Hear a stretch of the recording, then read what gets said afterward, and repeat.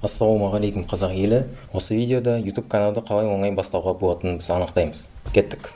Бірінші қадам, ең маңызды қадам, ол жай ғана бастау. Өйткені сіз бастамасаңыз, YouTube каналы ешқашан жүрмейді. Мысалға, егер сіз ойлансаңыз, қазір адамдар көбінесе YouTube каналдарда андай керемет мықты камералармен видео түсірсе, менде ондай жоқ, немесе менде микрофон жоқ, менде түсіретін сол бөлме жоқ, менде тағы басқа нәрселерді айта берсеңіз, бұндай түрмен YouTube каналды ешқашан бастамауыңыз да мүмкін. Сондықтан мен сізге бір мысал көрсетейін. Африкада мынандай балалар бар.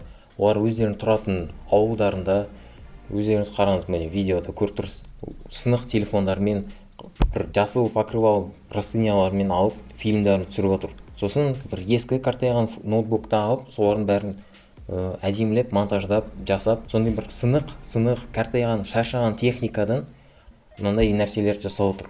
Бұл нәрсе қаншама жыл бұрын болған нәрсе. Қазір олардың каналын көрсеңіздер, 100 мың бір нәрседен подписчиктен асты.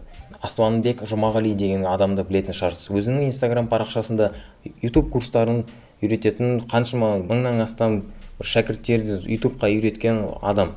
Ол өзінің бірінші видеосын қандай екенін білесіз бе? Толстянка, известная как денежное дерево или живое дерево, относится к семейству толстенковых. Дауысынан байқап тұрсыз, жас бала болғандықтан дауысы осындай бір өсімдік туралы тақырыпты алды да, соның айналасында видео жасады. Википедиядан тексті тауып, одан кейін интернеттен керек фотографияларды сол өсімдікке байланысты рет-ретмен қойып, жай оларды жүргізді. Ешқандай керемет анимация, ештеңе жоқ. Енді көріп тұрсыз, қаншама миллион просмотр жинады. Ал бұл қашан болды? Бірнеше жыл бұрын. Бастасаңыз, ынтаңыз болса, ең бастысы болды. Ең бастысы, YouTube'да егер сіз бірде-бір рет әлі видео түсірмесеңіз, сол YouTube'да бастамай тұрып, өзіңізге өзіңіз қиындатып жібермеңіз. Керемет қазір ананы істеймін, мынаны істеймін. Қазір мен бірінші видеомды тура керемет әдемі жасағым келіп тұр. Қазір жарайды, маған үшін мынау үйрену керек. Мобилографтар сияқты камераны әдемі түсіріп, қойып, солай бөлмем қабырғаның артына керемет андай подсветка, лампочкалар әртүрлі түсті дегендей, басқалардыкіндей қояйын. Солай істеп, бірінші соны дайындайын, одан кейін бастайын деген жоқ. Адамдар көбінесе ондай нәрселерге қатты мән бермейді видеоны қарап отқан кезде. Егер сізге YouTube каналды жүргізу деген тақырып қызықты болып жатса, онда астындағы подписка деген кнопканы басып, лайк батырмасын басып жіберіңіз. Енді сізде мынандай сұрақ пайда болуы мүмкін. Мен не туралы өзі жалпы видео түсіремін?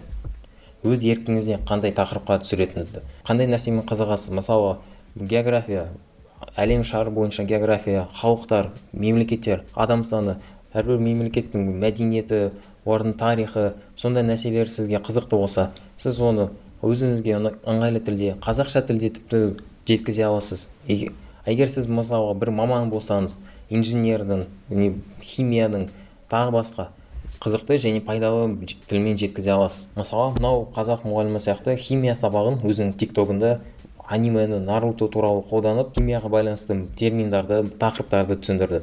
Давайте уже наконец разберемся с понятием моль в химии. Для любителей аниме приведу пример из Наруто. В Четвертой мировой войне Шиноби силы Альянса насчитывали... Сізге тіпті камераның керегі де болмауы мүмкін. Өйткені, мысалы, Қуат Ахметжанов деген кісінің каналын қарасаңыз, 1945 жылдың 24 маусымында Қызыл алаңдағы болған тарихи парадтан кейін кешкісін Кремль болды. Енді көріп тұрсыздар, адамдар көріп отыр. 400 мыңнан астам подписчигі бар. Осындай жеңіл тәсілмен жай ғана фотографияны қойып, табылған оқиғаның тексті оқиды. Немесе мынандай қазақ тілінде игровой канал деп атауға болады, ойындар ойнайтын каналдар. Олардың біреуі Али KZ, жай ғана өзінің осылай камера алып қойып, және әртүрлі ойындарды ойнай отырады.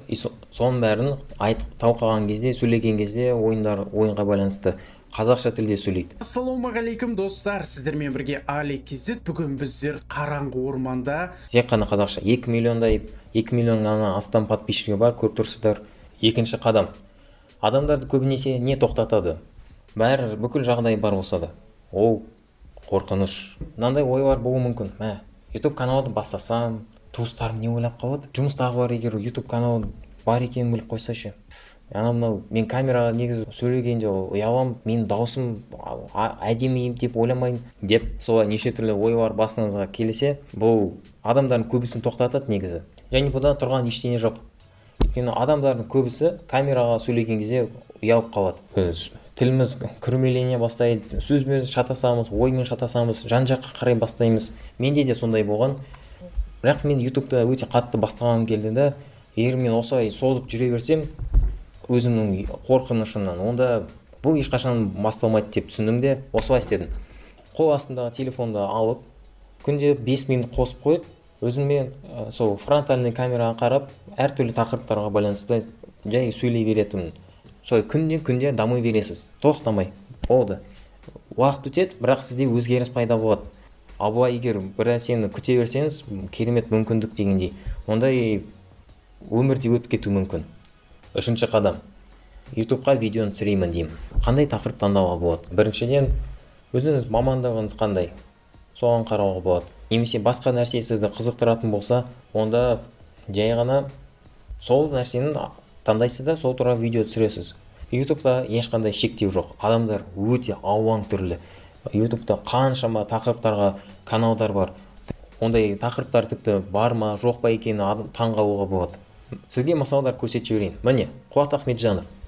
Ол кісі диктор және қазақша тілде жазылған әңгімелер, хикаялар, бір мәтіндер, сондай насихат сөздерді алып соларды өзінің дауысымен оқиды да, керек фотоны қояды, одан кейін ютубқа салады. Болды. Адамдар соны келеді, тыңдайды, аудиокнига сияқты. Тарих, марих.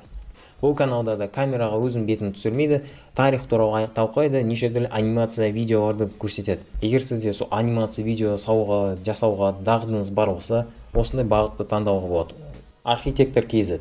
Бұл кісі Қазақстан қаласындағы шешімдер туралы, архитектураға байланысты сол туралы тақырып жасап, видеолар жасап отыр. Бірақ бұл канал өзі басталғанына көп болмады, сондықтан осындай болып тұр. Ешқандай шектеу жоқ, өзіңізді шектемеңіз.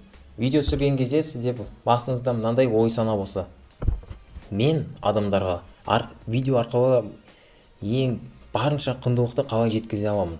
Орысша айтқанда ценность деп айтады ғой. Мысалы, сіз СТО-да жұмыс істесеңіз, машиналар туралы, машина жөндеу, машиналар түрлері, бензин, газ, неше түрлі механизмдар туралы көп білсеңіз, сол туралы қаншама видеоларды түсіруге болады, қаншама тақырыптарды ойлап табуға болады. Әрбір видео жасаған сайын қай жерін тағы дамытуға болады, қай жерін тағы жақсартуға болады деген сияқты ой санаңыз болса, видеоларыңыз әлде қайда жақсырақ болып шығады. Сонымен болды. Бұл енді ең бастамасы. Ал егер сізге ары қарай YouTube каналды қалай ашып бастауға, оны дамытуға және тағы басқа көп нәрселер білгіңіз келсе, онда осы каналға подписка кнопкасын басыңыз. Келесі видеода сіздермен көріскенше.